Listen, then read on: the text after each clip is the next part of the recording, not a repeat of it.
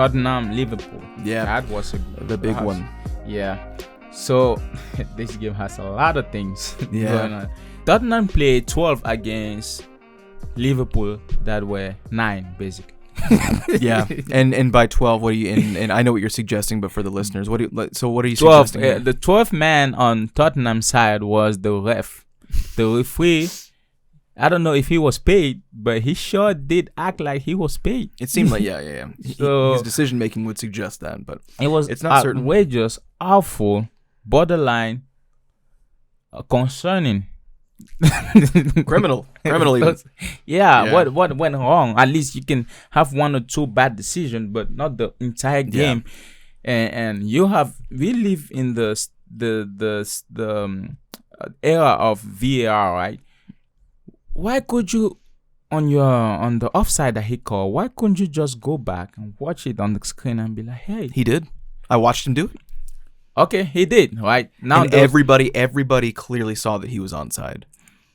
And I know one reporter was saying something about, is it a reporter? Oh, I forgot what I heard, but he was saying something about I think they said the line or something in that. Yeah, that he's trying decision. to say you have a slanted perspective from where the camera is, but I've seen them do that, like the those little lateral parallel lines that they'll put. Yeah. And they didn't put those on there this time. Oh, because they knew they were wrong. Yeah, of course. And it's like, it's not even one of those where sometimes you do need that line. Yeah. Because you're looking at it from a slanted angle, and you know that, and you're not able to manipulate the plane to get a better view. So you do need that line. And this one, it just wasn't there. And it's not even up for debate. He was onside. He was onside. As an organization, they released a statement saying it was the wrong call. Yeah. But they don't get that goal, do they? No. Not a chance. That's absolutely ridiculous. Like fast. The 2 talking points until that statement came out was the offside rule and then Curtis Jones's red card. You take one of those away as an obvious mistake. And some people are air quoting mistake because they think that it might have been intentional, the offside issue. So Curtis Jones' red card wasn't. First of all, when he went to attack, you could see clearly he attacked the ball. The ball rolled over, passed under his leg, and the way it was portrayed was as if it was an attempt to harm. What was that on? That was on Bissouma. Bissouma, yeah, but it wasn't. And when the ball rolls over, he has this. Of course, his leg is going through just because the ball has rolled over. But there's not an intent to harm, so it couldn't be a red card. At least a yellow. Yeah, and here's the deciding factor, I think, because he does make contact with the ball, but yes, he does come in studs on the shin. He does do that, right? Mm-hmm. No one's refuting that. But it's not that the ball, his foot just rolled over the ball because he misjudged where he was putting his foot on the ball. Yeah. His foot rolled over because the ball suddenly stopped because Bissouma put his foot in to challenge for the ball as well. It was a 50-50 ball. Yeah. Jones was on the top of the ball, but he had the ball itself. Bissouma nudged the ball, which is what caused Jones' foot to go over. That's the deciding factor. You can't set a precedent where a player is scared of challenging for the ball based on how the other person's foot is going to come in against the ball itself. You obviously have to keep in mind that someone's foot's going to come in for a challenge, so you don't strike their foot. But if I put my foot on the ball, and then you kick the ball out of the way and put your foot where the ball was, and I step on your foot, that's not my fault. The only way to make sure that doesn't happen again is for me to never challenge you for the ball again, and then we have no fucking game. Yes. The game went really well for Liverpool until Matip. I'm talking about the team as kind of, or the team as a whole or individually, until Matip scored that own goal. But it's crazy how they could hold on, even being 10 and 9 at the end against Tottenham. And Tottenham plays very well, actually. But my question is, when have we not seen a version of Tottenham that plays really well but can win titles? Mm-hmm. How is this Tottenham different from previous Tottenham? Last year, the year before last, Tottenham still had a good level. Yeah, what was it? But 2018 or 2019? They finished second in the yeah, league by so and like it had a big point difference between them and City. But at the end of the day, Tottenham in second. What? yeah, so how is this Tottenham different from last Tottenham or from the previous Tottenham? Is this Tottenham?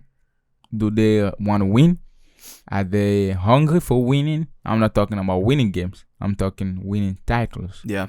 So Well, they seem much more consistent because even the other versions of Spurs, they were not that consistent. I think that having some, and it's not just James Maddison either.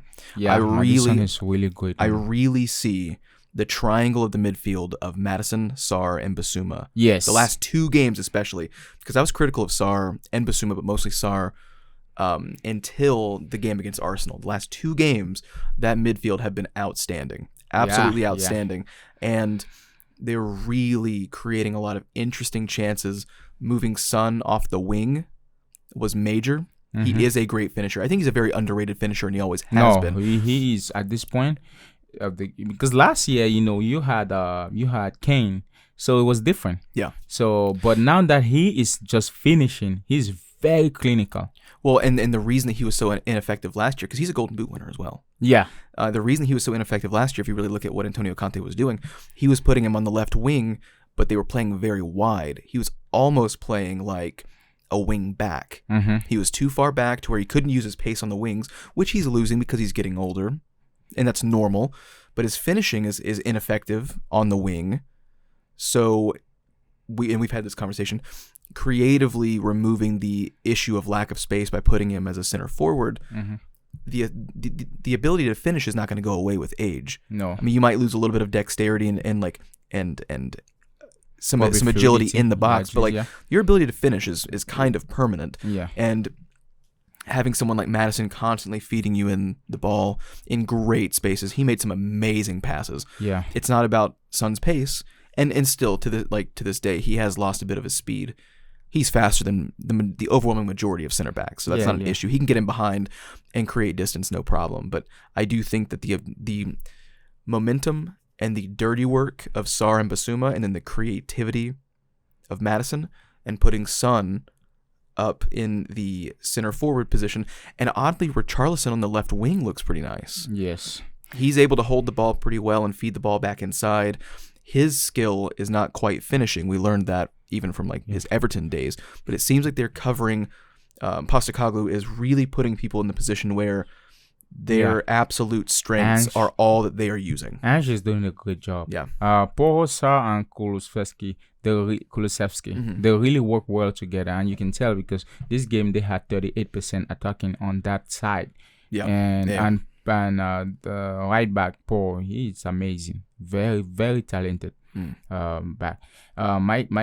What I want to see is Tottenham trying to compete for titles, not just winning games, not just being consistent because we gotta win these games. No, just also having that mindset.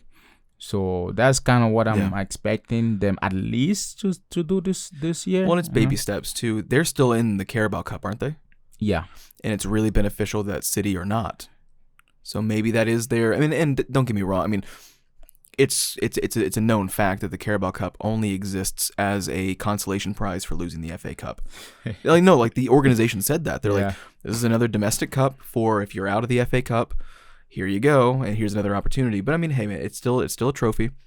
But I mean, like I could see them taking something like that home this season. That's not outlandish to say. Liverpool has a little bit of slowness on transition, so it's interesting. But overall, this guy, Salah is really doing a good job on that. In Gapco, the way Salah has modified and adapted to playing now in this season has been really amazing. And Luis Diaz is a rock star. Yeah, he is really good. I feel that if they had to replay this game on the basis of the ref not spoiling the game, this would have been a totally different game. Because if you take one person out at that stage of the game, you think about the morale of the players too, how you think about mentally too, how if they're still in the game or not. So all those factors plays in you winning the game. against a team that has have one player taken off and another player, but that was normal. Yeah. And all these little factors plays. So I don't know how they will do if this game had been right. For But also Allison made some great saves. Like, this No, could have yeah. been more than 2-1 if Yeah. you're really looking at just like he laid out for two really big, really big saves. And going back to it, because it slipped my mind until just now, one thing that might keep Tottenham from winning titles, I think that Romero has a few too many mistakes in him. I think that they need to figure out someone else to come in for him. Van de Ven has really done well lately. Yeah. He's really adapted strongly. Romero does seem like if you're going to concede a late goal or you're going to have a defensive weakness somewhere in the squad, it does feel like it's going to come from Romero. The rest of the club has been of the side has been playing well in the Arsenal and Liverpool matchups. Yeah. But if you look, Romero both times has either given away penalties for handball or has been out of position. It seems like he is the one that if the rest of the squad is going to elevate themselves to the next level, he might be the one that either needs to go, but it seems like he might be the one that could keep them back from being the best that they could be.